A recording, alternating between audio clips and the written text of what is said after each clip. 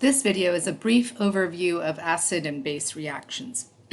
Just as a reminder, you'll notice that when we work through these acid-base reactions, you'll see that they are a classic double replacement reaction, and they follow all the double replacement rules. So before we get started, let's take a look at different examples of acids and bases. And I'd like you to take a look at all the examples of acids. What do you notice that they all have in common? How about for examples of bases? What do you notice that they all have in common? If you noticed that all acids start with hydrogen, then you're right. That is a way that we write acids. They always start with hydrogen because they contain hydrogen. And for our purposes for general chemistry or high school chemistry, you're going to notice that bases always end with OH, which is called hydroxide. It's polyatomic, but it's the one of the few polyatomic ions that have an IDE ending. Remember, most of them have an ate or an ite ending. But OH is polyatomic. It's called hydroxide. It's one you'll just have to remember. So just to review what we just said, acids always start with hydrogen, and bases, at least for general chemistry, always end with OH. One of the things that you may have remembered from middle school or elementary school is that when you add a base to an acid, the solution becomes neutral. And we call that neutralization. So we can neutralize any solution if it's acidic by adding a base, and if it's basic by adding an acid. And another term for basic is also called alkaline. You can use one or the other. So here we have an example of an acid-base reaction that neutralizes. So you notice that we start with HCl. Think to yourself, is that an acid or a base?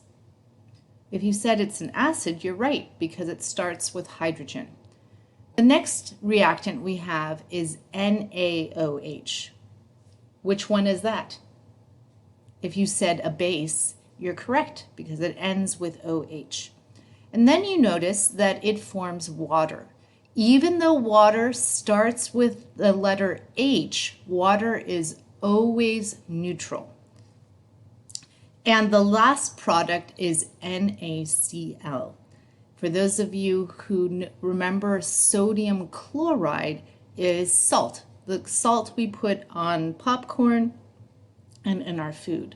So in this acid-base reaction, we always produce a water, and in this case, a salt. And in fact, that's the case with many acid-base reactions, that we create a salt. A salt is any sort of chemical where we have an alkali metal combined with a halogen.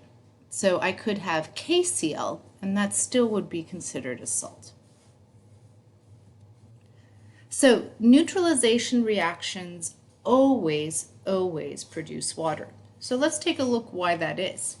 So if you remember that acids always start with hydrogen, and bases always end with OH, in the double replacement reaction, it means that you have no choice than that hydrogen combining with the OH to form H2O. That's why they always form water. And then you have the other two ions, and those can change throughout the chemical reaction, those combine. And so those will vary. Like in this case, it's NaCl, but I could have a different chemical. I will always form water though. So just a reminder, because it happens quite often, that when people see H2O, they think it starts with an H, it must be an acid. H2O is our only solution in this world that is truly neutral. And that's what allows water to be the perfect medium for chemical reactions to happen. With our lab that we did last time, we always added water because it was an option. It allowed us to have chemicals swim in a solution where they wouldn't react with it.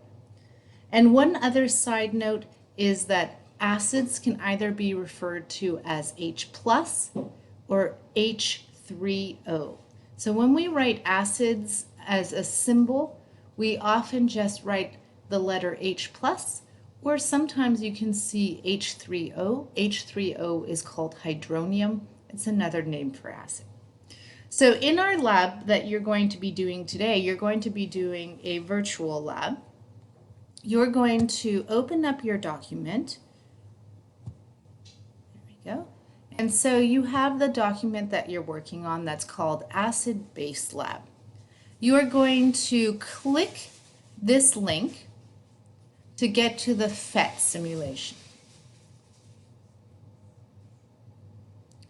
When you've gotten into the opening page, you are going to move to Micro, click that link, and you're going to notice that you have a setup where we have different solutions in the top right-hand corner. If I click the arrow down, you'll notice that I have all sorts of solutions I can test. It records the pH in the center, but even more importantly, it records the concentration of H3O. Remember, H3O is your acid, and OH, remember OH is your base. And we can click our H3O-OH ratio as well as our count. This allows us to see how much we have of everything. So as you remember, I was saying water is neutral, which means that it has the same number of H3Os as OHs. And do you notice that -7? That -7 in our concentration reflects our pH. So what you're going to be doing is you're going to go to your claims and you're going to take a look at the relationship between H3O plus OH ratios in acids. So you'll notice right up here, I give you already an overview of which ones are acids and which ones are bases. So let's try chicken soup. So chicken soup I know is an acid. I move to the PhET simulation. I click the down arrow and I click to chicken soup. So there we have it. You notice that for chicken soup, I no longer have an equal number of H3Os and OHs. Instead, I have a 1.6 times 10 to the -6 versus for OHs 6.3 times 10 to the -9. Just a reminder, these -6 numbers means that you move the decimal over to the left-hand side 6 times. That means that this number is greater because of the smaller negative exponent than this number. Even though 6 is a smaller number than 9, -6 is in fact a larger number than -9 when you think of the number table. So for that reason, I can see that this chicken soup has more H3Os than it has OHs. So I go back to my document, and for where it says evidence, I'm going to write down chicken soup, and then I'm going to write H, and if you, in case of my PC, I just do control comma to get the subscripts, and then control comma to get back to the usual. If you have an Apple or a Mac, it's command. So that was, I believe, 1.6 times 10. And to get an exponent, for me, I do control period, 6. All right. And then I do OH equals, and I have to remember what that one was, 6.3. 6.3 times 10 to the negative 9. Okay, so now I'm going to choose 3 other solutions to see what the ratio is, okay?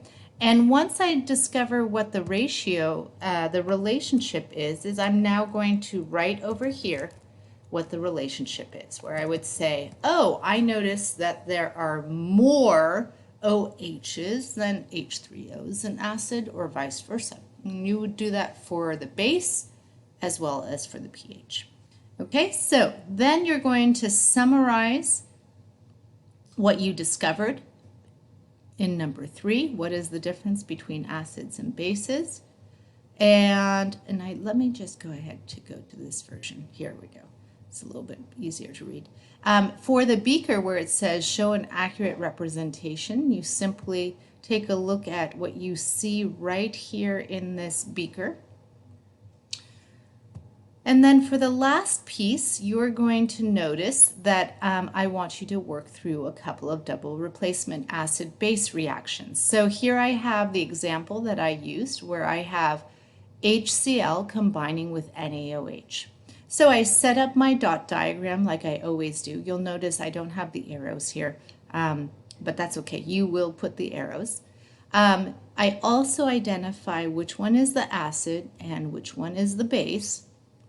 And then I do a double replacement reaction where I combine these two. Now, a couple of things is that we like to write HOH bonded together. Just a side note. Remember, in acid and base reactions, you always produce water. So for number 1, you have these different chemicals you're combining. Again, you're going to have to identify which one is the acid, which one is the base. You're going to draw the dot diagram like you always do when you are working with chemicals. And then you're drawing the dot diagram of what you are going to produce in that double replacement reaction. Do not forget to make sure you have full valence shells, all right? And the other piece is don't forget to balance your chemical equation. So it's literally needing to do every step that you have in double replacement. And then lastly, you're going to have one delicious stoichiometry problem to practice. Please use dimensional analysis.